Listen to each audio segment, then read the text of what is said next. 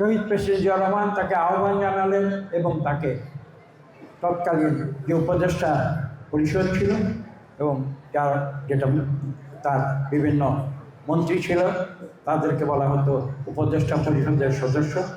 আপনারা জানেন পরবর্তীতে বাংলাদেশ এক সময়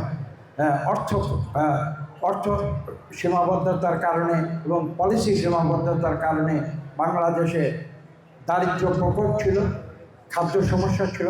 সেই খাদ্য সমস্যা থেকে উত্তরণ ঘটিয়ে সর্বপ্রথম শহীদ প্রেসিডেন্ট জিয়া রহমানের সময় মরহুম আব্দুল মোমেন খান সে খাদ্য মন্ত্রণালয়ের কার্যক্রম সঠিকভাবে সফলতার সঙ্গে পরিচালনা করে বাংলাদেশকে খাদ্যে উদ্বৃত্ত দেশে পরিণত করেছিলেন এবং বাংলাদেশ থেকে বিদেশে খাদ্য রপ্তানি করা হয়েছিল। এই ইতিহাস আজকে নতুন প্রজন্ম জানে।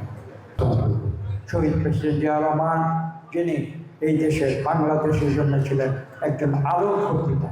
তিনি শুধু এই দেশের স্বাধীনতা যুদ্ধের ঘোষণা দেননি, তিনি সম্মুখ সমরে যুদ্ধ করেছিলেন, সেক্টর কমান্ডার যুদ্ধে জয়লাভ করেছিলেন। এদেশের মানুষের ভালোবাসায় শিক্ষিত হয়ে তিনি বীরোত্তম উপাধিতে ভূষিত হয়েছিলেন এবং পরবর্তীতে আপনারা দেখেছেন এদেশে পুনরায় 1975-এর পরে বহুদলীয় গণতন্ত্র ফিরিয়ে এনেছিলেন। দেশনেত্রী বেগম খালেদা জিয়া যেভাবে এরশাদের স্বৈর শাসনের পরে এদেশে পার্লামেন্টারি পদ্ধতি ফিরিয়ে এনেছিলেন এবং যেভাবে আমাদের ভারপ্রাপ্ত চেয়ারম্যান জনাব তারেক রহমান দীর্ঘ আন্দোলনের মাধ্যমে এই দেশ থেকে স্বৈরাচারী আওয়ামী লীগ সরকারকে বিতাড়িত করেছেন।